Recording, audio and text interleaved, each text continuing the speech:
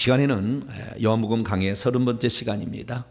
이번에는 다락방 강화 두 번째 시간으로서 다른 보혜사이신 성령에 대한 약속과 예수님의 죽음의 의미라는 제목으로 함께 말씀의 은혜를 나누기를 원합니다. 예수님께서 하신 생애를 이렇게 기록을 해야 되는데 요한복음은 아주 특이한 구조로 구성되어 있습니다. 공간복음서는 다 갈릴리를 중심으로 예수님이 사역했다. 가버나움. 가끔가다 예루살렘에 올라가셔요. 그럼 뭔 일 하시다가 오시고 그래요. 절기 지키러 이렇게 올라가 이렇게 하는 다원이 있는데 요한복음은 예루살렘에서 벌어진 사건 중심으로 나와요. 갈릴리는 거의 안 나와요. 안 나와. 참 특이하게 기록되어 있어요. 그래서 예전에 어떻게 이 성경에 기록되었는가를 쓴 그런 책을 보니까 이 요한이 자기가 이 요한복음을 쓸 때 나는 공간복음서에 있는 거 안 쓰고 없는 거 쓰겠다 이렇게 썼다는 거예요. 그래서 공간복음서의 내용하고 93%가 안 맞아요. 새로운 내용이라 공간복음서에 없는 내용이에요. 근데 그것도 재밌는데 뿐만 아니라 이 요한복음 1장부터 12장까지를 예수님의 3년 반의 생애를 요약을 이렇게 해나가요. 이렇게 해나가 3년 반의 생애 1장부터 10장이 나오는데 13장부터 21장 후반부는 이틀 3일에 있는 사건, 그러니까 이틀 3일 그 사건을 그렇게 많이 쏘는 거예요. 특히 13장부터 13, 14, 15, 16, 17장 5장은 예수님이 돌아가시 전날 밤에 있었던 사건을 5장이나 기록하는 거예요. 조금 뭡니까? 우리가 문학을 한다 보면은 좀 편중된 그렇잖아요. 어느 학부분을 확대시키라. 그게 왜 그렇게 했겠을까요? 중요하니까 그러겠죠. 거기가 중요하니까. 거기 중요하지 않으면 그렇게 쓰겠어요? 그냥 균등 분배해서 글을 쓰지. 그렇지 않습니까? 기승전결 이렇게 쓰는데 그 중요한 부분을 그냥 엄청 써놓은 거예요. 예수님이 돌아가신 하루 전날 밤, 그 다음에 돌아가신 날, 그 다음에 부활한 날, 이렇게 중심으로 쓰는 거예요, 거의. 그래서 엄청난 많은 분량을 후반부에 예수님이 돌아가신 전날 밤의 사건을 아주 중심으로 기록된 것이 요한복음이다. 그래서 그 요한복음을 우리가 심장을 드러내서 우리가 심장을 맛을 보았다.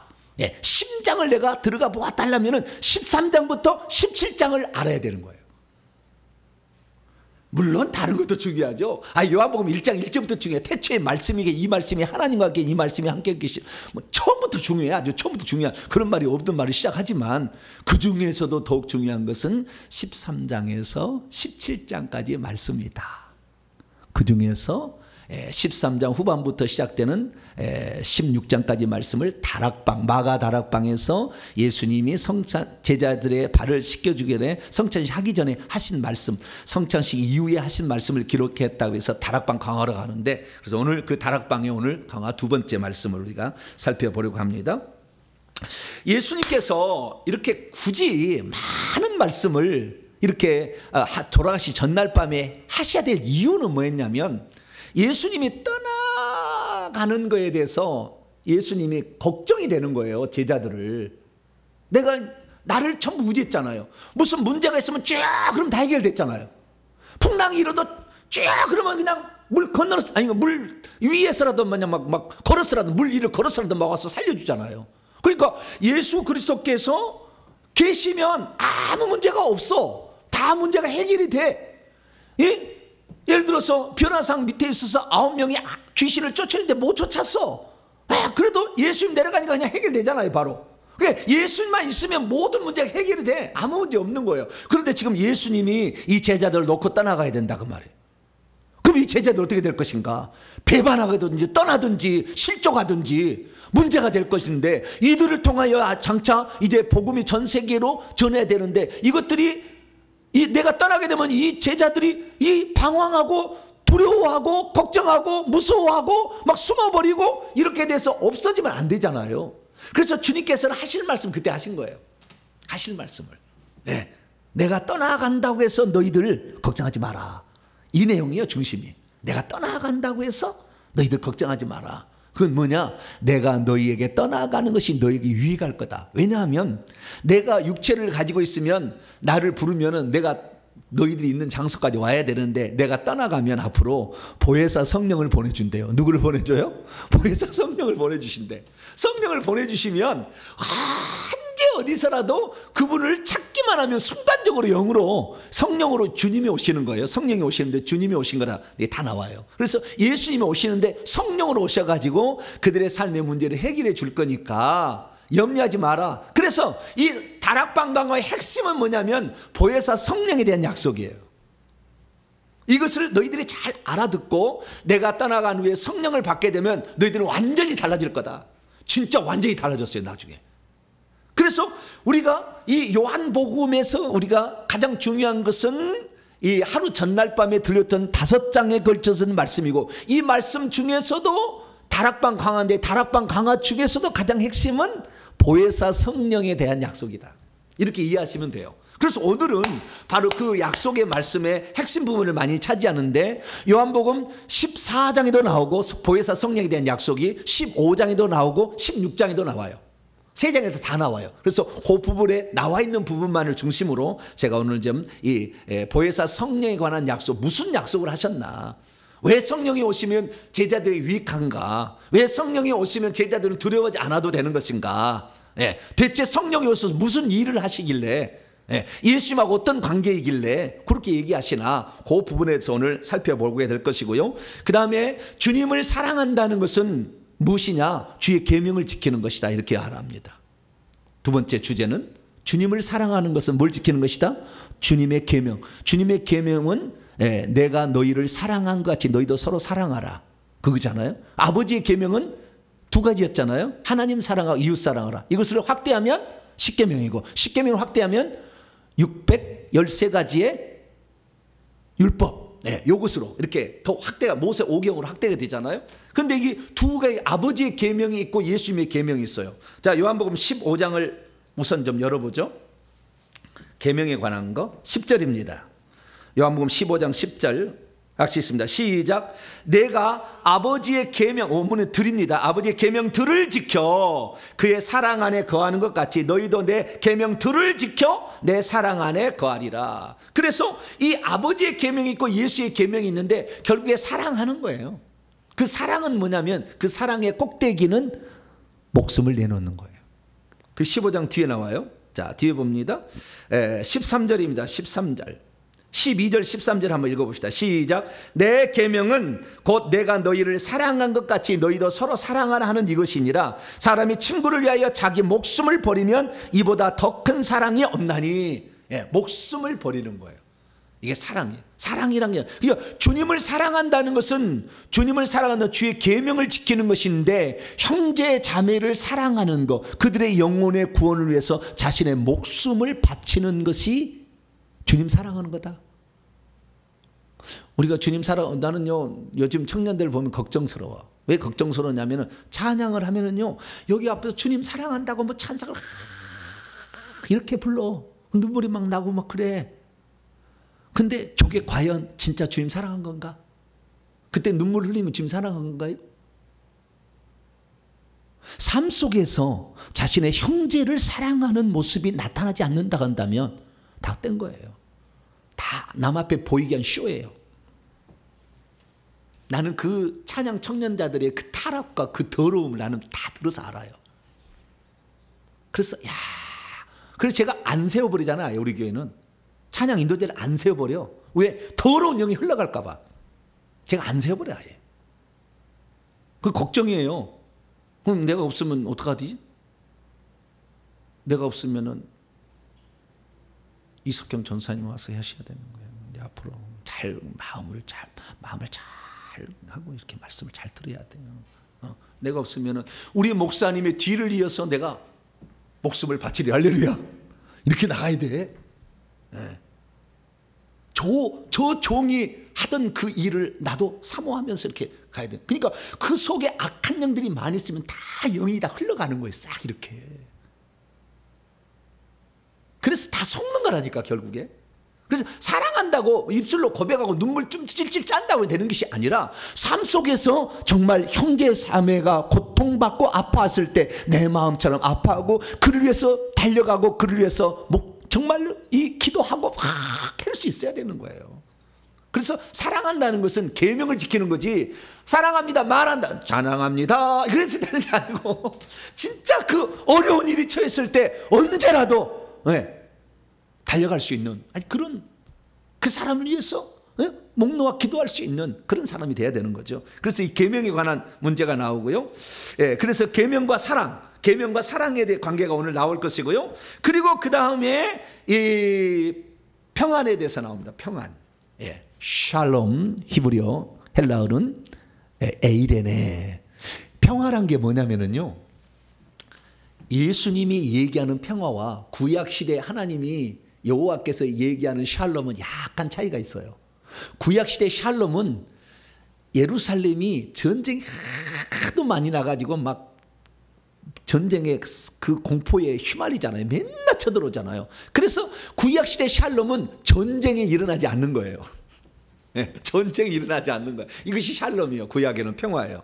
예루살렘이 평화하라, 전쟁이 안 일어나게끔 사는. 근데 전쟁이 왜 일어납니까? 죄를 지어서 하나님이 징계해서 칼, 전쟁, 기근, 전염병을 보내가지고 하는 거잖아요. 그래서 이 전쟁에 일어나지 않은 상태, 전쟁의 공포로부터 벗어나는 것을 샬롬이라고 그러는데, 근데 예루살렘에 샬롬이 있었어요? 샬롬이 없었어. 왜? 계속 하나님을 어기고 하나님 말씀 어기고 가니까 하나님이 이 칼, 전쟁이나 기근이나 전염병을 치잖아요.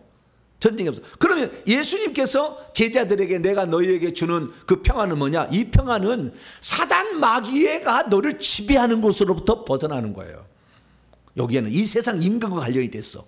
이 세상 임금을 내가 반드시 처리해 줄 거니까, 너 처리해 줄 거니까 너는 그것을 분명히 알고 그 믿음을 가지고 맞서라. 내가 너희에게 그러면은 이 두려움과 공포, 이 두려움은 내가 반드시 해결해 줄 거다. 그래서 이 사단 마귀가 주는 두려움과 공포로서 해방되는 것이 에이레네예요.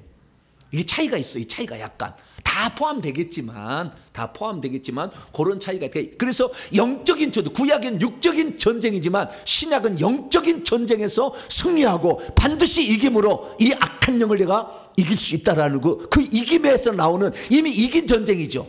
그래서 예수님께서 이 이 다락방 강화를 마칠 때 마지막에 이렇게 말씀을 해요. 자, 16장 넘어가 봐요. 마지막으로 말하는 게요. 33절. 오늘의 말씀의 주제들을 제가 지금 간단하게 정리하고 있습니다. 33절입니다. 시작.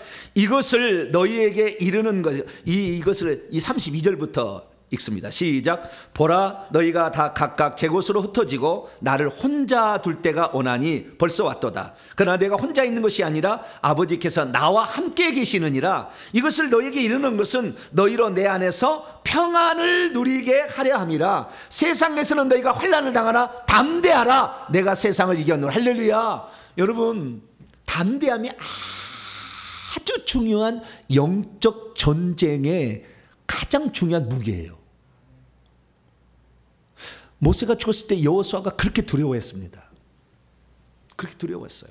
왜냐하면 모세는 여호와께서 대면하여 아시던 자잖아요. 막 대화가 되잖아요. 근데 뭐 여호수아는 한 번이라도 대화해봤어요? 스승이 대화하는 거 지켜만 봤지. 시키면 명령하면 그냥 가서 전쟁했을 뿐이지. 근데 그 스승이 하나님과 대화도 못해서 떠나버리면 이거 어떡하냐. 그래서 그렇게 마음이 두려웠어요. 근데 주님께서 나타나서 첫 번째 하는 말이 강하고 담대하라, 두려워하지 말라, 이거였잖아요. 여러분, 귀신을 누가 정복하냐면요, 담대함을 가진 자가 정복해요. 다 똑같은 거예요. 나나 여러분이나 모든 사람들이 다 똑같은 거예요. 귀신이 어찌 무섭지 않을 수가 있으면. 그런데 담대함이 그게 믿음이거든요. 믿음에서 나오는 거예요. 왜? 주님은 나와 함께 할 거다. 아버지가 예수님 하시는 게 아버지가 나와 함께 하는 것이, 나는 한 번도 헤어진 적이 없고 나를 혼자 둘 때가 없었다. 항상 아버지는 나와 함께 있었다. 그렇기 때문에 내가 가는 모든 길에 아버지는 나를 지킬 것이고 아버지의 뜻을 이룰 때까지 나를 떠나지 않을 것이다. 그런 것처럼 내가 너에게 보혜사 성령을 주면 절대 너를 떠나지 않을 것이니 담대하라. 할렐루야. 담대하라.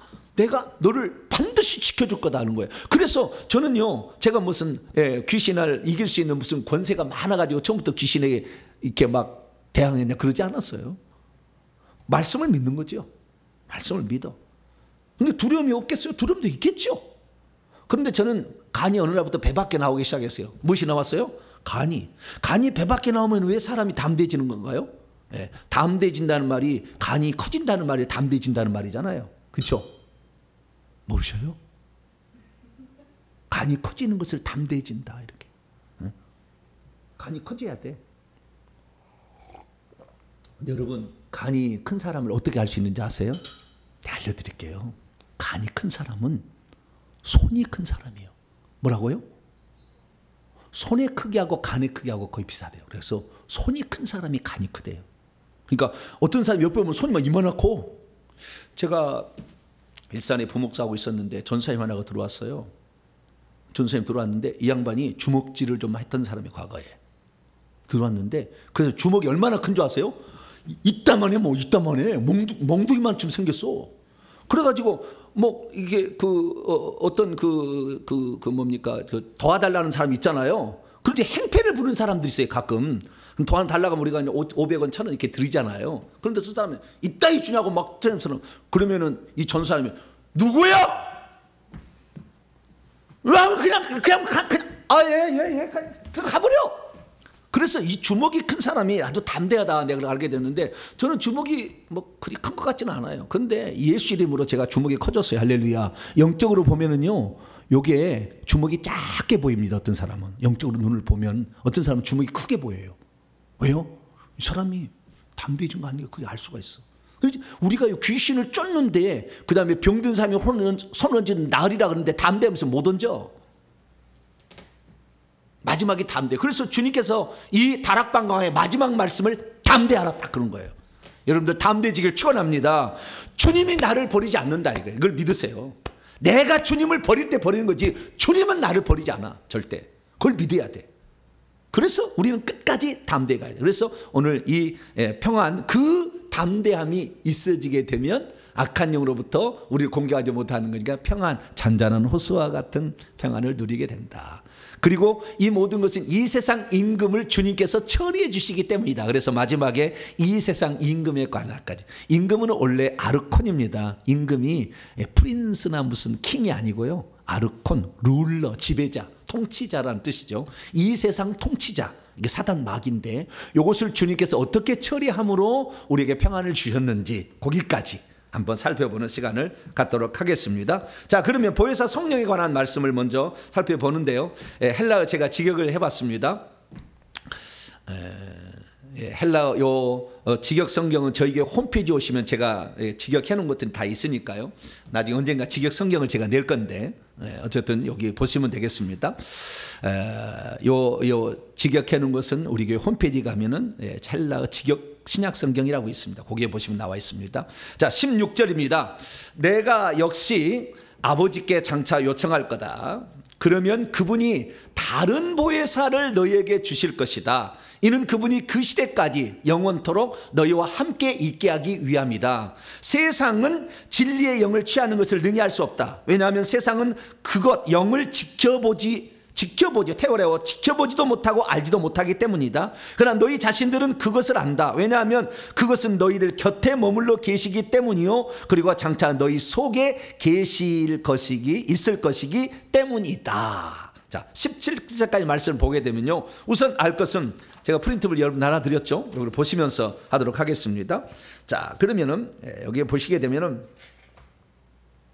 먼저 이 보혜사를 주님께서 성령을 예수님께서 뭐라고 칭했는지, 그것은 두 가지로 딱 칭했어요. 하나는 보혜사다. 뭐라고요? 보혜사다. 두 번째는 진리의 영이다. 딱 두 가지만 얘기했어요. 물론 거룩한 영이라는 것은 기본적인 것이고, 보혜사다, 그 다음에 진리의 영이다.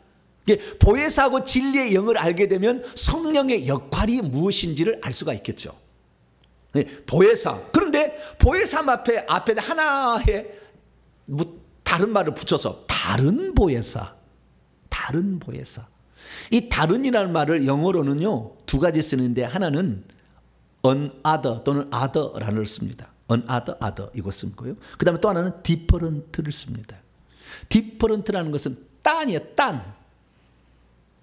다른이 아니라 딴이라고 해야 돼요. 원래는. 우리는 말로 참 좋아. 딴 성령, 딴 보혜사여야 돼요. 그런데 여기서는 다른 보혜사라고 돼 있잖아요. 그래 헬라 원문으로 보면 알로스라고 돼 있어요. ALLOS 알로스라고 돼 있는데 이것은 다른 보혜사예요. 다른 보혜사는 other 또는 another 파라클레토스입니다. 그러면 딴, 디퍼런트 전혀 다르다. 이럴 때는 뭐냐면요 헤테로스라는 단어를 써야 돼. 헤테로스라는 단어를 써야 돼. 그러면 이 알로스하고 헤테로스 차이는 뭐냐? 알로스라는 것은 같은 종류인데 다를 때 그때는 알로스를 써요. 이게 예수님하고 성령님하고는 예수님의 또 다른 보혜사, 같은 종류인데 다른 거예요. 똑같은 역할을 하는데 약간 다른 거예요. 그때 이게 성질이 같거나 같은 종류에 있는데 다를 때는 이 알로스라는 단어를 쓰고 전혀 다른 거 이럴 때 쓸 때는 아예 종류가 아예 달라버리고 그때는 딴이라는 헤테로스를 써야 되는 거예요. 참고로 봅니다. 자, 요한계시 6장을 봐봐요. 이해를 위해서. 요한계시 6장에 보면은 말이 튀어나옵니다. 네 가지 인을 딱 떼면, 네 인을 떼면은 네 가지가 딱 나와요. 말들이 나오는데 첫 번째 말이 흰말이 나와요. 2절에 보니까 흰말이 나오고, 둘째 인을 뗐더니 붉은 말이 나오고, 셋째 인을 떼니 검은 말이 나오고, 넷째 인을 떼니까 청황색 말이야. 말이에요, 말. 그런데 저기 4절 보세요. 3절부터 보면은 둘째 인을 떼실 때 내가 들으니 둘째 생물이 말하되 오라 하니 이에 다른 붉은 말이 나오니라. 여기 다른 나오죠. 이 다른은 알로스, 같은 종류의 다른. 이게 말은 말인데 앞에는 흰말, 이번엔 붉은 말, 다음에는 검은 말, 다음에는 청황색 말. 아시겠죠? 같은 종류인데 다르라. 그자 다르잖아요. 이때는 알로스라는 단어를 쓰는 거예요. 그런데 전혀 아예 성질도 다르고 종류도 아예 달라버릴 때는 헤테로스를 쓰는 거예요. 자, 이건 사도행전 2장 넘어가 봐요. 사도행전 2장. 이게 보혜사 성령은 예수님하고 똑같은 분이라 이렇게 이해하려고 지금 제가 말씀을 드리는 거예요. 사도행전 2장 4절 말씀을 보면 오순절날 성령이 강림했는데 그때 4절 보니까 그들이 다 성령의 충만함을 받고 성령이 말하게 하심을 따라 다른 언어들로 말하기를 시작하니라. 번역이 잘못됐어. 딴 언어들로 그렇게 해야 돼. 우리 말로는 지금 다른이라고 되어 있지만 성경에서 딴이란 말이 한 번도 안 나와요. 그러니까 조금 더 우리가 번역자들이 좀 이렇게 좀 생각을 했더라면 딴이라고 했으면 금방 알아들어요. 딴 언어들로 그렇게 했으면 훨씬 더 잘 알아듣는 게. 그러니까 이 언어들이 그때 당시에 이 언어란 말이 영어로는 텅근데요. 이 언어들이 바로 방언을 가리키는 거지 않습니까? 글로사인데요. 그 복성이가 글로사이스죠. 이 다른인데 여기에 다른이 딴이야, 딴. 디퍼런트야. 이게 무슨 말이냐면 오순절 성령 강림 때 어떤 지금 학자들이 뭐라고 주장하냐면은 그날 외국어를 사람들이 말했대. 15개국 외국어를. 그러면 헤테로스란 말을 쓸 수 없는 거예요. 알로스라고 썼어야 돼요. 왜? 언어들은 비슷비슷하잖아요. 그래서 다른이잖아요. 딴 언어라니까? 이 세상에 존재하지 않는 언어예요. 그래서 과타발라시알레다바스 이게 전혀 다른 언어를 말해, 딴 언어를 말하는 거예요. 헬라 원문을 좀 봐야 돼. 아주 모르는 사람들은, 영적 세계 모르는 사람들은 별 이야기를 다 해서 만들어내는데 다 거짓말이에요. 나중에 주님 앞에 다 책임 받을 날이 올 거예요. 딴 언어예요, 딴 언어. 이 세상에 속한 언어가 아니에요. 처음부터 그랬어요. 글로사는 처음부터 예수님도 글로사라고, 바울도 글로사라고, 이 누가복음에 누가도 다 글로사예요. 그래서 딴 언어는 완전히 다른 언어다. 그래서 하늘에 속한 알아들을 수 없는, 그러니까 술 취했다고 막 사람들이 했지. 자기들이 언어로 했는데 술 취했다고 왜 그래? 반응이. 그러니까 이 잘못 알고. 어쨌든 이 보혜사 성령은 뭐냐면 예수님께서 뭐라고 했냐면 다른 알로스, 언어더. 그러니까 똑같은 일을 하는데 약간만 다른 거예요. 아시겠죠? 그러면은 다른 보혜사라니까 원래 보혜사는 누구냐? 요한일서 2장을 열어봅니다. 요한일서 2장 1절입니다. 요한일서 2장 1절. 나의 자녀들아 내가 이것을 너희에게 쓰면 너희로 죄를 범하지 않게 하려 함이라. 만일 누가 죄를 범하여도 아버지 앞에서 우리에게 대언자가 있으니, 이 대언자가 파라클레토스예요. 똑같은 단어. 아까 보혜사라는 단어를 번역해서, 보혜사라는 것은 보호해주고 은혜를 주고 가르친다 해서 그 앞 한 글자만 따온 거예요. 보혜사. 보존할 보자, 은혜해자, 스승사자. 보호해주고 은혜를 주고 그 다음에 가르친다라는 의미로 보혜사라는, 이건 중국어 성경에 있는 말을 그대로 가져온 거예요. 한국말은 없었고 중국어 성경에 원래 그렇게 번역을 했는데 그걸 그대로 따온 거예요. 보혜사. 근데 여기서는 대언자, 대신 말하는 자라고 하잖아요. 그래서 여기 근데 헬라 원문은 파라클레토스라는 단어로 똑같은 단어가 사용되고 있다. 그래서 예수님이 하던 일을 성령께서 그대로 이어받아서 할 거다. 이게 바로 다른 보혜사의 의미예요. 그래서 예수님이 하던 일이 뭐냐? 예수님이 하던 일은 뭐냐면은 아버지께서 말하라는 건 말하는 거예요. 아버지께서 행하라는 거 행한 거예요. 아버지의 명령을 받아서, 그때 그냥 아버지부터 보냄을 받아서 아버지께서 말하라고 하라는 거, 아버지께 하라는 것을 자기는 계명으로 알고 영생으로 알고 예수님 그대로 준행했듯이 성령님도 예수님께 말씀을 받아가지고 그대로 한다는 거예요. 아시겠죠? 똑같이 예수님 하던 것 같이 똑같이 성령님 한다는 거예요. 그러니까 곧 성령이 말하는 것은 예수님 내가 말하는 것이고, 성령이 행하는 모든 것은 내가 행하는 거다. 이렇게 이해해라 라고 다른 보혜사라는 말을 가르쳐 주신 겁니다. 다시 넘어갑니다. 그래서 이 다른 보혜사인데, 이 보혜사라는 말을 파라클레토스인데, 이 파라클레토스라는 말은 옆에서 불러서 이렇게 뭔가 해주는다는 거예요. 그래서 이 보혜사라는 말을 NIV 성경은 카운셀러, 상담자라고 번역을 하고 있고요. KJV 성경은 컴포터, 위로자 이렇게 번역하고, 루터 성경도 그렇게 나오고 있고요. 그 다음에 NKJV에서는 돕는 자, 헬퍼 이렇게 나오고 있고요. 그 다음에 NASB는 변호사, 애드버키트 이렇게도 나와 있습니다. 그래서 다양한 종류로 번역했다. 근데 제가 생각할 때는 돕는 자가 제일 좋을 것 같아요. 뭐라고요? 돕는 자. 그래서 우리 맨 처음에 성경을 번역한 처음 성경을 보면은 도와주시나니 이렇게 번역해 놨어요. 옛날 초창기에 처음에 번역할 때는 이것을 보혜사라고 하지 아니하고 도와주시나니, 도와주시느니 이렇게 번역했는데 그게 맞다라는 생각이 듭니다. 어쨌든 이 보혜사의 역할을 우리가 이제 더 공부를 이제 해 나가야 되겠고요. 자, 그 보혜사를 너에게 주사 왜 주느냐? 영원토록 너희와 함께 있겠다. 근데 영원토록이란 말을 헬라 원문을 보면은 에이스톤 아이오나예요. 에이스톤이란 아이오나. 아이오나는 아이온이요, 세대, 시대, 에이지, 제너레이션이라는 뜻이고요. 에이스는 뭐뭐까지예요. 그 시대까지. 그 시대까지. 톤은 정관사니까 에이스톤 아이오나, 그 시대까지. 많은 사람들이 지금 착각하는 것이 뭐냐면 한 번 구원 영원 구원이라고 믿는 거예요. 착각하는 거예요. 왜 착각하는 거냐? 한 번 구원받았으면 보혜사가 영원토록 안 떠나는데, 이 구절 때문에 다른 구절도 몇 구절 더 가져오지만 이 구절이 핵심 구절이에요. 한 번 이 성령이 들어오시면 이 성령이 영원토록 우리와 함께 있다고 하는데, 우리가 어떻게 구원해서 떨어져야 한 번 그 영원한 구원이다. 한 번 영생 받았으면 이 성령이 생명을 가지고 들는데 영원한 구원이다 하는데, 그렇지 않아요. 왜냐하면 에이스톤 아이오나가 영원토록, 이터널이 아니에요. 원래 뜻이 그 시대까지예요. 그러면 그 시대까지라는 뭐냐? 우리가 예수님 이런 거 표현하잖아요. 성령을 만약 회방하면 이 시대와 오는 시대에 죄사함을 받지 못한다고 하죠. 그때 그 세대, 아이온. 그 세대인데, 그러니까 이 땅의 세대와 다음 천상의 세대가 또 세대가 있는 거예요. 그래서 이 영원토록, 세세무궁토록이란 말이 성경에 나오는데, 그때는 세대들의 세대들까지, 이 세대와 다음의 세대까지를 다 포함할 때 세세무궁토록이에요.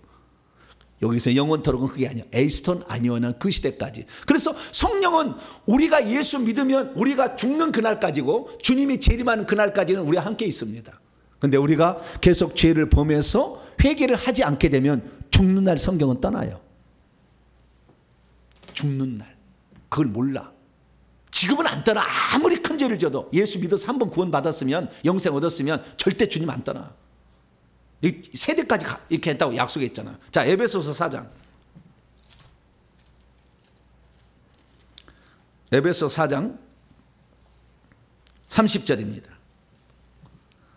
에베소 4장 30절 읽습니다. 시작. 하나님의 성령을 근심하게 하지 말라. 그분 안에서 너희가 구원의 날까지, 구속입니다. 구속의 날까지 인치심을 받았느냐. 그 구속, 구원, 우리 구속, 몸의 구속인 거예요. 몸의 구속. 몸의 구속의 날까지만 인치심을 받은 거예요.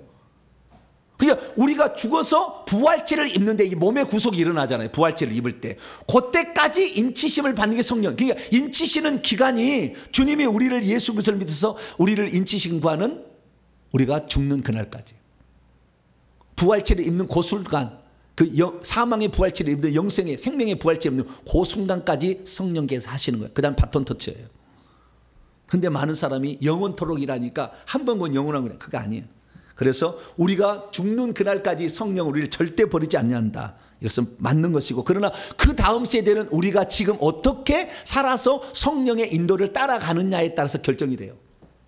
그 다음 것은 아주 중요한 거예요. 아주 중요한. 근데 그 사실 지금 모르죠. 그래서 영원토록이란 말은 그런 뜻이 아니고 이 시대 우리가 살아있는 그 순간까지는 성령은 절대 우리를 떠나지 않는다. 우선 그렇게 정의하시면 되겠고요. 그러면 성령께서 오시는데 어떠한 방식으로 오셔서 우리에게 어떤 도움을 주느냐. 16절 보니까 너희와 함께 있겠다.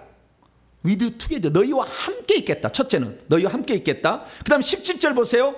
너희와 함께가 아니라 원문에 보면 곁에요. 너희 곁에. 두 번째는 너희 곁에. 17절 말씀 보니까 너희 곁에.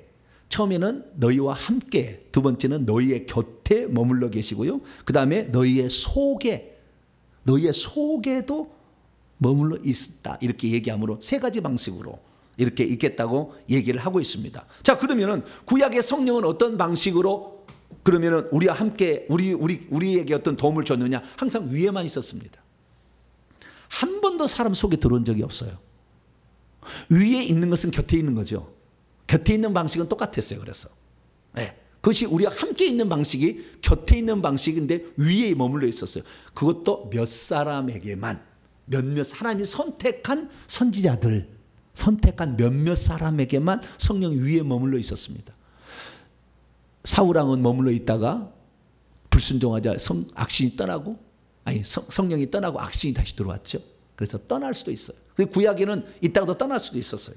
그러나 오순절 성령 강림 이후에 제자들에게 보내준 그 성령은 죽을 때까지 안 떠난다. 할렐루야. 그러니까 우리가 죽는 날까지는 성령은 절대 우리를 떠나지 않는다. 이거 아주 중요한 거예요. 그러니까 내가 죽는 것은 뭐예요? 하나님이 결정한 거예요. 내가 죽는 것은 하나님이 결정해서 죽는 거라고요. 하나님이 우리를 함부로 죽이겠어요? 자기 자식을? 절대 안 죽여. 내가 아파서 죽는다 할지라도 그 아파서 죽는 것을 두려움으로 여기고 막 자기가 회개 안 해서 그런 거예요. 회개 열심히 하고요. 성령이 있으면 절대 못 죽여. 못 죽인다니까. 내 안에 성령이 함부로 내주지 않아요. 절대. 내주지 않아. 걱정하지 마세요. 두려워하지 마세요. 우리는 예수 그리스도를 믿고 그분만 끝까지 붙잡으면 그분은 나를 떠나지 않는다. 할렐루야. 그래서 우리 속에 있다는 말은 에스겔 36장에 나와요. 새 언약에 BC 595년경에 에스겔 선지자가 받은 예언의 36장 36절을 보면은 그런 말이 나와요. 너희 속에 내가 성령을 그때 보내줄 때가 올 거다. 왜? 구약에는 밖에 있으니까 불순종하면 떠나버리니까 사울왕처럼 이상하게 돼버려. 그래서 안 되겠다. 다음에 성령을 뗄 때는 절대 그가 죽는 날까지 떠나지 않게 하겠다. 그런 내주하는 방식을 예수님이 처음 약속했고 이 약속이 오순절 성령 강림 때 이루어졌어요. 그래서 위에 계시는 성령도 있고 안에 들어와서 성령도 있다. 그래서 두 가지 성령의 그 존재 방식이 있다는 것을 우리가 아셔야 합니다. 그래서 우리가 그것을 알게 되고요. 그런데 그러면은 18절, 19절 말씀이 재밌어요. 이 성령이 오시는 거하고 예수님이 떠나는 거하고 어떤 관련이 있나를 얘기해 주고 있습니다. 18, 19절 20절까지를 보게 되면 내가 너희를 고아들로 장차 내버려 두지 아니할 것이다. 내가 너희를 향하여 오고 있다. 하나님은 항상 현재예요. 아니, 주님은 아직 떠나가지도 않은데 오고 있대요. 주님은 항상 현재예요. 주님은요, 과거와 미래를 항상 현재로 보고 있어요. 그게 하나님이 하실 수 있는 거예요. 우리는 과거에 있으면 현재 없잖아요. 현재 있으면 미래는 아직 오지 않은 거잖아요. 우리는 그래서 과거, 현재, 미래를 동시대에 살 수 없는데 하나님은 알파 오메가세요. 그래서 동시에. 그래서 지금 벌써 예수님이 갔다가 다시 오고 있는 거예요, 지금. 항상. 그래서 오고 계시는 이라고 돼 있어요. 요한계시 1장 8절에 보면 예수님 항상 오고 계시는 이. 지금도 오고 계시다. 안 오셨는데 오고 계시는 이. 항상 현재 속에 살았죠. 하나님은 여기 하나님만 가진 독특한 특징인데요. 오고 있는데 19절. 조금 있으면 이라면 아직 조금은 역시 세상이 나를 더 이상 지켜보지 못한다. 그렇지만 너희 자신들은 나를 지켜보고 있다. 왜냐하면 나 자신이 살아있기 때문이요. 역시 너희 자신들도 장차 살 것이기 때문이다. 저날 오순절 성령 강림 날이겠죠. 또는 뭐 재림의 날이겠죠. 저날 안에서 나 자신이 나의 아버지 안에 그리고 너희 자신들도 내 안에 나도 역시 너희 안에 있는 것을 너희 자신들이 알게 될 것이다. 내주한다는 거잖아요. 자, 우리가 여기서 알아야 될 사실은 주님께서 고아와 같이 버려두지 아니하고 온다는 거잖아요. 주님께서 고아와 같이 버려두지 아니하고 온다. 그럼 그 언제 오는 거냐? 많은 사람들이 재림할 때 온다고 생각하잖아요. 다시 온다고 그러니까. 재림하는 게 아니에요. 내가 조금 있으면 나를 보리라. 그 조금이라는 것이 오순절 성령 강림으로 1차 완성됐고요. 그 다음에 재림으로 완전한 완전이 이루어져요. 그러니까 성령님이 오심으로 예수님이 다시 오신 거예요. 그러니까 사실 우리는요, 예수님의 재림을 지금도 경험하고 있는 거예요. 왜? 오신 성령을 어떻게 지금 친하게 지내느냐에 따라서 재림하신 예수님과 교제하고 있냐, 재림하신 예수님과 영원히 살 것인가가 지금 우리가 성령과 어떻게 지금 친하게 지내고 있는가를 통해서 확인할 수가 있는 거예요. 그래서 이 성령님을 부정하거나 성령님을 거역하면 오는 다음 세대도 안 되는 거예요. 왜? 재림하신 예수를 지금 푸대접한 거니까. 잘못 알고 있는 거니까. 그래서 지금 성령님과 안 친한 사람은 천국에 가서도 주님과 안 친해요. 먼 예루살렘 성에 들어가도 보좌에서 제일 먼저 성벽이 있는데 그쪽에 살아. 제일 멀리 살아요. 주님과 안 친했는데 거기서 어떻게 친하겠어요? 어떤 사람은 그래. 예수 믿으면 다 똑같아가지고 어이 사도 바울 나하고 친구하세. 택도 없어. 사도 바울 근처도 못 가. 뒤에 있는 사람은 앞으로 나갈 때 반드시 허락 받고 갑니다. 하나님 앞에. 앞에 사람은 뒤로 갈 수가 있어요. 뒤로 가서 만날 수 있지만 뒤에 사람이 앞에 못 가요. 천국은 철저한 계급사회입니다. 등급입니다. 나중에 가시면 다 알아요. 철저한 계급사회.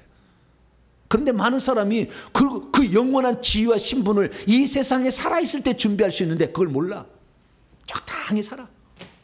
남을 위해서 선행을 하지 않냐고 남의 영혼의 구원을 위해서 애쓰지 않아. 뭘 받을 게 뭐가 있겠어요, 천국에 가서. 뭘 받을 게 뭐가 있겠냐. 주님이 지금 성령으로 곧 오신다 이 말이에요. 할렐루야.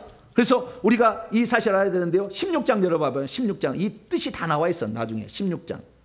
16절부터 보면은 조금 있으면 너희가 나를 보지 못하겠고 또 조금 있으면 나를 보리라 하시니 제자 중 서로 마르되 우리에게 말씀하신 바 조금 있으면 나를 보지 못하겠고 또 조금 있으면 나를 보리라 하시며 또 내가 아버지께로 가미라 하신 것이 무슨 말씀이냐 하고 또 말하되 조금 있으면이라 하신 말씀이 무슨 말씀이냐 무엇을 말씀하냐 알지만 이게 성령이 오시는 건지 재림하는 건지 잘 알 수가 없다 그 말이에요. 그러자 19절 예수께서 그 묻고자함을 아시고 이르시되 내 말이 조금 있으면 나를 보지 못하겠고 또 조금 있으면 나를 보리라 함으로 서로 문의하느냐. 내가 진실로 너희에게 이르노니 너희가 곡하고 내가 죽으니까 너희들이 막 슬퍼하겠지만 세상은 기뻐하겠지만 너희는 근심하겠지만 너희 기쁨이 근심이 도리어 기쁨이 되리라. 왜냐하면 여자가 해산하게 된다면 그때가 이르렀으므로 근심하는 아기를 낳으면 세상에 사람 난 기쁨으로 말미암아 그 고통을 다시 기억하지 아니하리라. 성령이 오시면 예수의 죽음이 다 없어지고 그 성령이 오시면 그분이 나와 함께 한다는 그 기쁨 때문에 예수님이 떠난 슬픔이 없어진다는 거예요. 사가서 없어진다는 거예요. 그래서 1차적으로는 성령이 오심이 조금 있으면 내가 나를 보리라는 말에 성취고 궁극적으로는 재림으로 성취된다. 이렇게 이해를 하시면 되겠습니다. 그래서 18, 19절, 20절. 그래서 그날에는 이제 그 속에 들어와 있어 서로 상호 내주가 가능하다라는 걸 말씀하고 있습니다. 21절입니다. 21절부터는 계명에 관한 말씀을 하고 있어요. 계명. 아까 제가 계명에 대해서 얘기를 했으니까 그냥 간단하게 넘어가도록 하겠습니다. 계명 읽고만 넘어가도 그냥 됩니다. 나의 계명들을 가지고 있느니, 그래서 그것들을 지키고 있는 이는 저는 나를 사랑하고 있는 이다. 그러니까 주님을 사랑하는 것은 계명을 지켜야 돼요. 그리고 나를 사랑하고 있는 이는 내 아버지로 말미암아 장차 사랑을 받을 것이다. 나도 그를 장차 사랑할 것이다. 그리고 나는 그에게 나 자신을 나타내 보이다. 엠파니조, 보여주다, 나타낸다. 어떤 사람이 주님의 현현을 경험할 수 있냐? 주님이 나와 함께 하심을 경험할 수 있느냐? 주님을 사랑하는 자예요. 주님을 사랑하는 자, 그건 계명을 지키는 자라잖아요. 십계명을 지키는 자라고. 주님 위에 다른 것을 사랑하는 자는 주님이 절대 안 나타나. 이웃을 사랑해본 적이, 다른 영혼을 위해서 눈물 뿌려 기도해보지 못하는 자에게는 주님이 안 나타나. 은사가 없어. 주님이 살아계시는 게 몰라.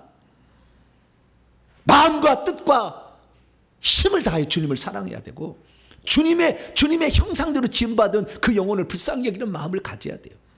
그래야만이 사랑이, 주님이 우리를, 자신을 나타낸다는 거예요. 엠판이죠. 보여준다, 계시한다, 전시하듯이 알려주는, 계시하는 그런 일들 하는 거예요. 22절입니다. 이스가리오테스, 가롯인이 아닌, 가롯 유다가 아닌 유다죠. 이것은 뭡니까? 가롯 유다가 아닌 유다. 이 야고보의 아들이죠. 다데오라고 알려진 그런 인물입니다. 다데오가 예수님이 말합니다. 주여, 어찌하여 그것이 있게 된 채 있습니까? 당신 자신을 우리에게 나타내시려 하시는 것이, 그리고 세상에는 그냥 당신 자신을 우리에게는 이렇게 나타내려고 늘 하는데 왜 세상에는 안 나타내려고 하십니까?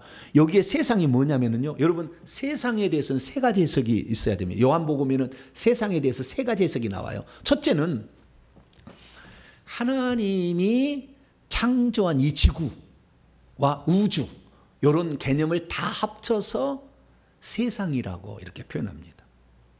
그러니까 하나님이 창조한 그 지구나 또는 우주를 가리킬 때에 이 세상이라고 표현을 하는 거죠. 그 부분을 잠깐 한번 볼까요? 요한복음 어디를 보냐면 16장 28절을 한번 볼까요? 읽습니다. 시작. 내가 16장 28절 시작. 내가 아버지에게서 나와 세상 안으로 왔고 다시 세상을 떠나 아버지께로 가노라. 그러니까 하나님이 창조한 그 세상, 그 세상은 이 지구를 가리키는 겁니다. 지구를 가리켜. 그 다음에 두 번째 세상의 개념은 창조된 그 어떤 하나님 창조한 공간을 세상이라고 그런 것이고, 두 번째는 그 창조된 공간 안에 사는 사람들을 세상이라고 그래요. 자, 요한복음 3장 16절 볼까요? 요한복음 3장 16절. 3장 16절. 시작. 하나님이 세상을 이처럼 사랑하사 독생자를 주셨으니 이는 그를 믿는 자마다 멸망하지 않고 영생을 얻게 하라. 믿는 자, 세상에 살고 있는 그 사람이겠죠. 믿는 자니까 피조물은 뭐 다른 건 믿지 않겠죠. 그러니까 세상에 살고 있는 사람들, 이것을 세상이라고 또 표현합니다. 근데 이 요한복음에서 독특하게 세상의 세 번째 개념 중요한데, 이 세상 임금인 마귀의 지배하에 있는 사람들, 이 사람들을 또 세상이라고 그래요. 세상이 나를 미워한다. 지구가 예수를 미워하지 않아. 지구에 있는 사람들이 다 예수를 미워하는 거 아니잖아요. 뭐요? 이 세상 임금에 속해 있을 때, 그때 그 세상은 이 세상 임금에 속해 있으면 주님을 미워해. 자, 그 말씀을 한번 찾아볼까요? 요한복음 15장 18절 19절 보면, 여기에 세상은 이 세상 임금에 속해 있어서 주님을 대적하는 사람들을 지칭하는 거예요. 자, 18, 19절 시작. 세상이 너희를 미워하면 너희보다 먼저 나를 미워한 줄 알라. 너희가 세상에 속하였으면 세상이 자기의 것을 사랑할 거니나 너희는 세상에 속한 것, 악한 마귀가 지배하는 거기에 속한 것이 아니에요. 도리어 내가 너희를 세상에서 택하기 때문에, 여기에 세상, 두 번째 세상은 지구에 살고 있는 사람들이겠죠. 세상이 너희를, 여기 세상은 이 세상에 속한, 마귀에게 속한, 마귀 세상 임금에 속한 자, 거기에 사람들이 너희를 미워한다. 그래서 이 세상의 세 가지 개념을 요한복음에는 표현하고 있으니까 그걸 잘 이렇게 이해하면서 우리가 볼 필요가 있습니다. 다시 21절로 23절이네요. 23절로 넘어갈 건가요? 네, 23절입니다. 23절입니다. 예수께서 대답하셨다. 그리고 그분이 그에게 다데오에게 말했습니다. 만일 어떤 이가 나를 사랑한다면 그는 내 말을 지킬 것이다. 여러분, 아까 내 아버지의 계명들도 있고 내 계명들도 있잖아요. 주님이 우리에게 말씀하신 모든 것은 사실 계명이에요. 계명은 지켜야 천국 가는 거예요. 지키지 못하면 지옥 가는 겁니다. 그래서 회개가 필요한 거예요. 그래서 계명이라는 것은 주님의 말이에요. 그래서 주님이 원수도 사랑하라 그랬잖아요. 내가 너희를 사랑한 것처럼 사랑한 게 아니라 그것도 사랑해야 돼. 원수를 용서하라고 그랬잖아요. 그것이 바로 생명이에요. 여기 보니까 나를 사랑하는 자는 나의 계명을 지키는데 나의 계명을 지키는 것은 내 말을 지키는 것이다. 이렇게 얘기하고 있어요. 그래서 우리는 주님의 말씀을 지키는 자가 천국까지 예수 믿는다고 하면서 사는 때는 완전히 죄짓고 아니 세상 사람하고 같이 어울리고 온갖 살면서 천국 가려고 택도 없어. 절대 천국 못 가. 하나님 그런 사람 절대 안 들여보내요. 불가능한 일이에요. 23절. 그들은 나를 사랑하는 자, 나의 계명을 지킬 건데 내 말을 또 지킬 것이다. 그러면 내 아버지께서 그를 사랑할 것이고, 여기에 중요한 단어가 옵니다. 우리가 그를 향하여 가서 우리가 거처를 만들어준다. 이 우리가라는 단어가 등장하잖아요. 대단합니다. 이게 바로 삼위일체 하나님과 관련된 말이에요. 자, 삼위일체 하나님과 관련된 말에 대해서 제가 우리가 그를 향하여 가고 내 말을 지키고 나의 계명을 지키는 그에게 간다. 그 우리가 간다는 우리가는 누굽니까? 아버지와 아들이겠죠. 왜? 아버지가 사랑한다고 그러고 내가 사랑한다고 그러고 아버지 아들 얘기하고 있잖아요. 아버지와 아들이 사랑하는데 성령은 뭐예요? 예수님을 대신하여 보낸 또 다른 나다고 그랬잖아요. 그래서 거처를 만들면 성령께서 우리가 딱 들어오면 예수님이 들어오는 건데 내가 아버지께 구하여 보혜사 성령이 오는 거거든요. 우리 딱 들어오게 되면 이것이 아버지와 아들이 영으로 들어온 것인데 성령이에요. 성령으로 들어오면 우리 안에 집을 딱 지어요. 그게 거처예요. 거처. 모네라는 단어인데요. 14장 1절에 나온 단어입니다. 자, 14장 1절을 볼까요? 너희는 마음에 근심하지 말라. 하나님을 믿으니 또 나를 믿으라. 2절이네요. 내 아버지 집에 거할 곳이 많도다. 거할 곳이라고 하는 모네. 모네, 거할 곳, 거처라는 것이죠.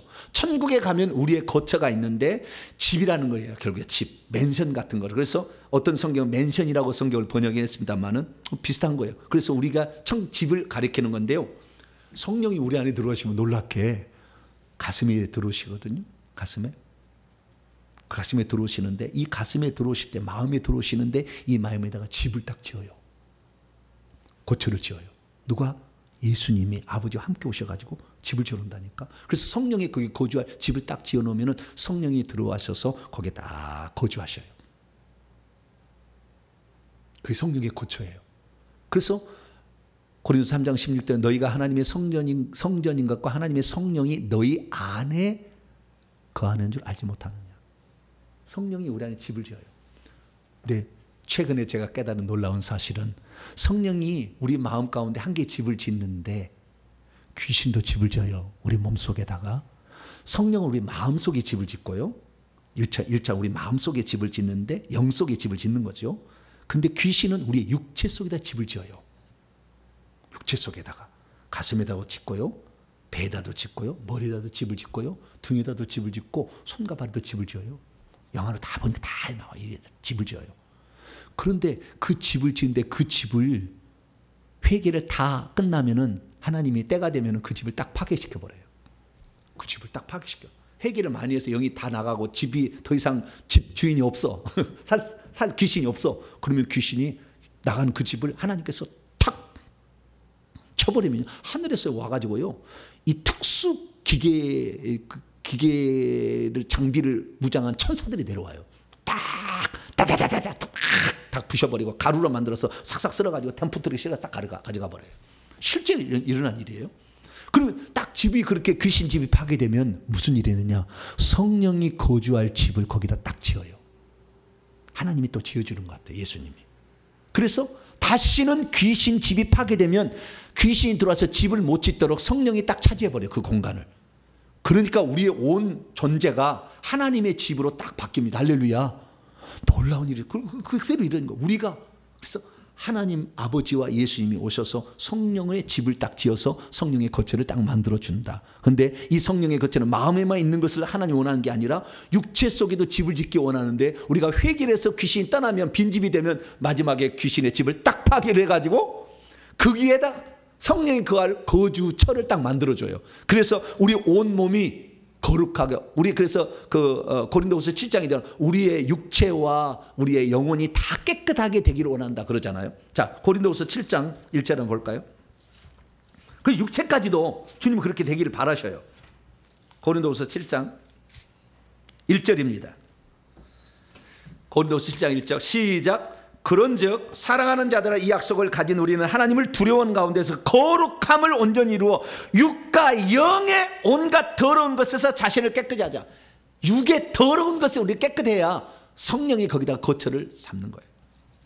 그래서 이 거처, 다시 요한복음 14장 넘어와서, 그래서 거처를, 이 사람이 나를 사랑해서 내 계명을 지키고 회개하고 이렇게 주의 말씀을 들으면 주님 하나님이 오셔가지고 삼위일체 하나님이 거처를 정하신다, 이렇게 말씀하고 있는 것입니다.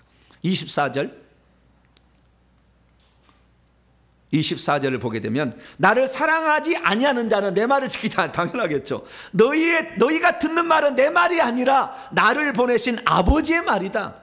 우리는 예수님부터 이것을 엄청나게 많이 들었죠. 나를 본 것은 아버지를 본 것이다.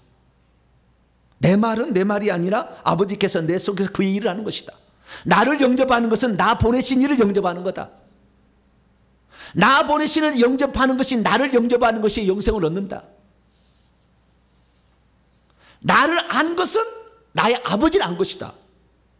계속 그렇게 얘기하잖아요. 14장 대표적인 9절입니다. 예수께서 이르시되 빌립아, 내가 이렇게 오래 너희와 함께 있으되 내가 나를 알지 못하느냐? 나를 본 자는 아버지를 보았거늘 어찌하여 나를 보이라 하느냐? 나를 본 것은 아버지를, 나를 안 것은 아버지를 아는 거다. 계속 그렇게 주님이 얘기하는 거죠. 나를 믿는 것은 나를 보내셨던 이를 믿는 거다. 12장 44절. 나를 보는 것은 나를 보내셨던 이를 보는 것이다. 12장 45절 요한복음. 나를 미워하면 나의 아버지를 미워하는 것이다. 요한복음 15장 23절. 그래서 예수님은 아버지의 또 다른 표현.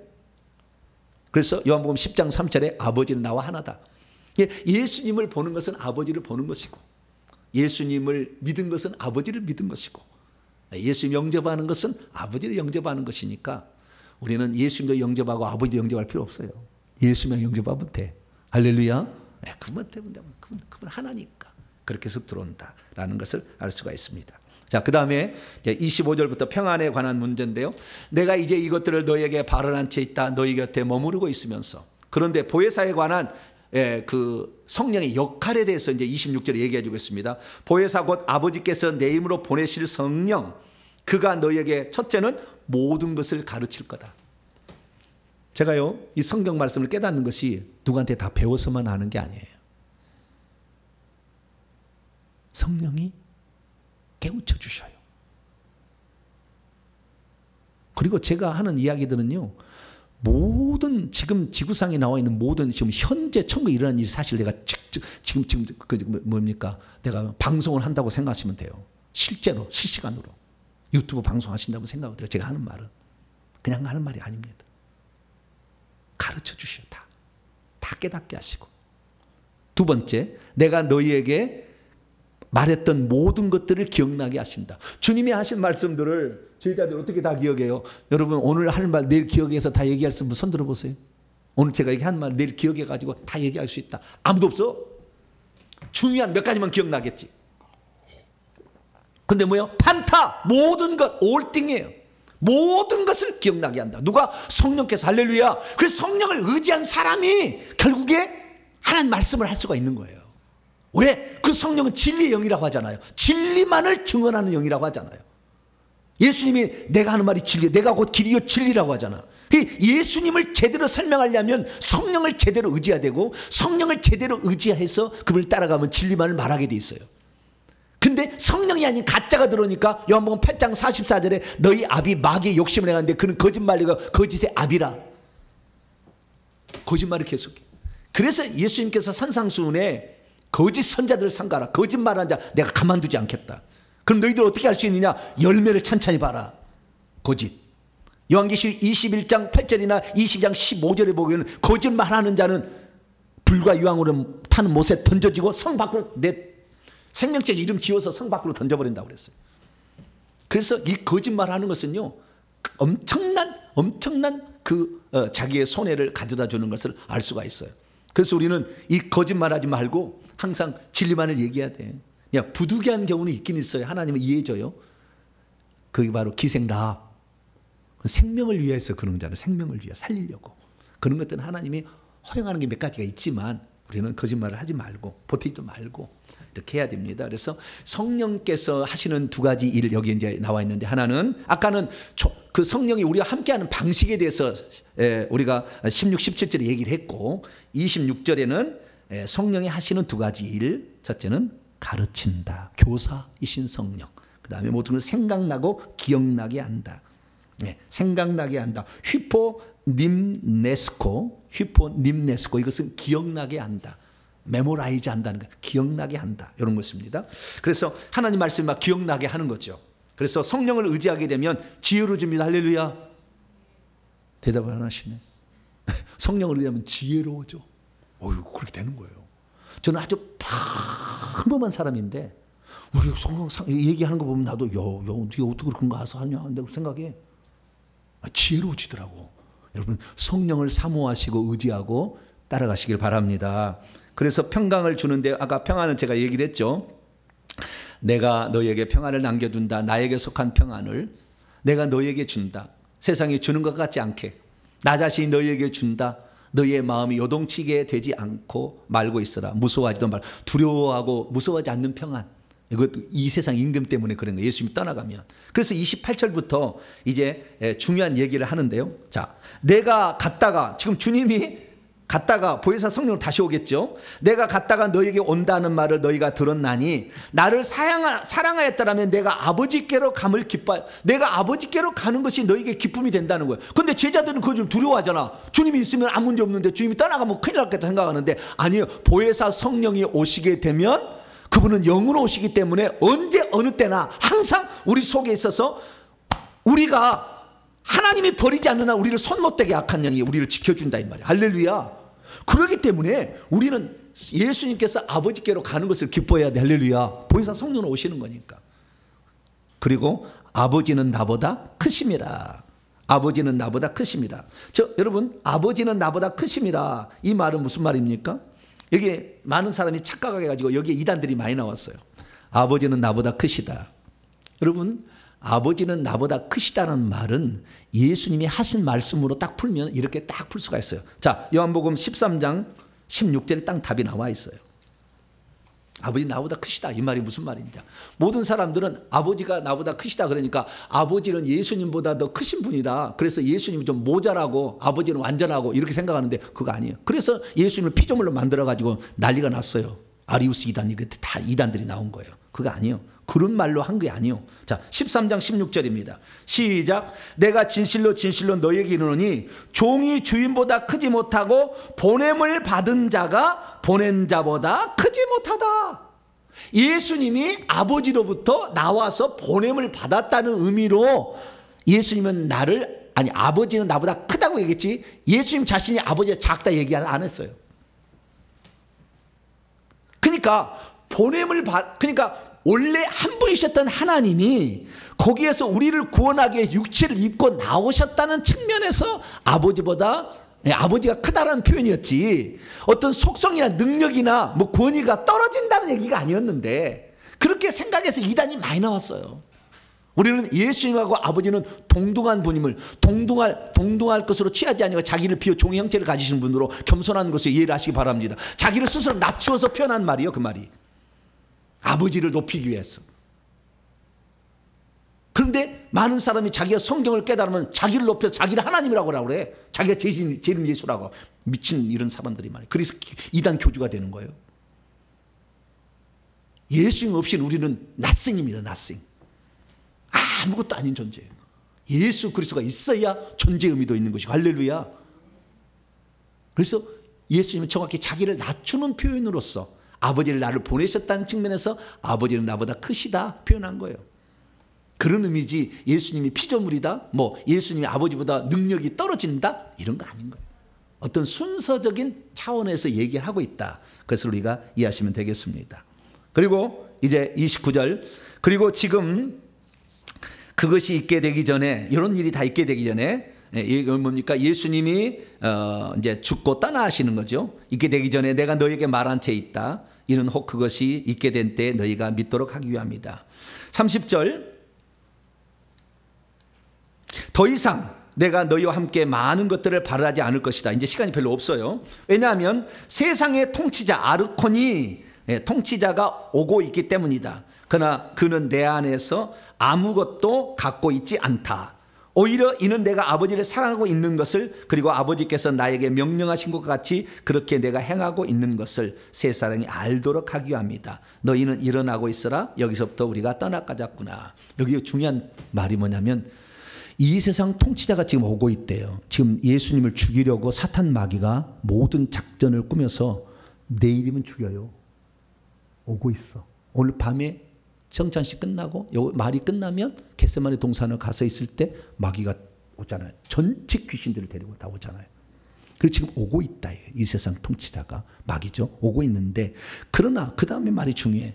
그는 내 안에서 아무것도 갖고 있지 않다. 이 말이 무슨 말이냐면, 예수님이 죽는 것이 예수님이 마귀보다 능력이 없어서 죽는다는 얘기가 아니라는 얘기예요.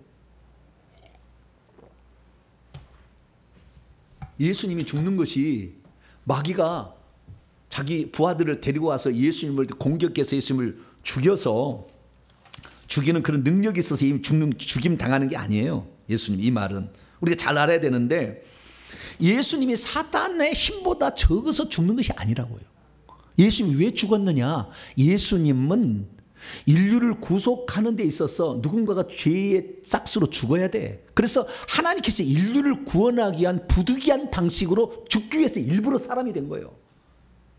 아버지의 뜻은 인간을 구원해서 하늘나라에 살도록 하는 상속자가 되게 한 건데, 그 일을 이루려면 누군가가 죽어야 되는데 흠없는 재물은 세상에 존재하지 않아. 첫째 아담 이후의 모든 존재는 죄인이야. 그래서 안 되니까 하나님이 육신을 입고 와서 죽는 겁니다. 할렐루야.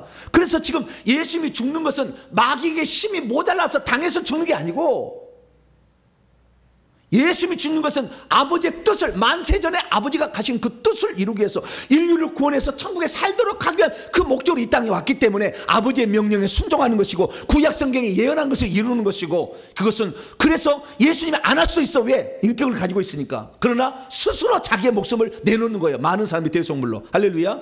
자, 요한복음 10장 다 끝났습니다. 이제 요한복음 10장 18절입니다.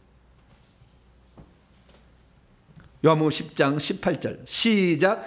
이를 내게서 목숨을 빼앗는 자가 있는 것이 아니라 내가 스스로 버리노라. 나는 버릴 권세도 있고 다시 얻을 권세도 있으니 이 계명은 내 아버지에게서 받았노라 하시니라. 예수님은 마귀에게 밀려서 죽는 게 아니라고. 마귀가 정치 지도자, 종교 지도자들을 합세해가지고 그들의 위력에 의해서 죽임당한 게 아니라고.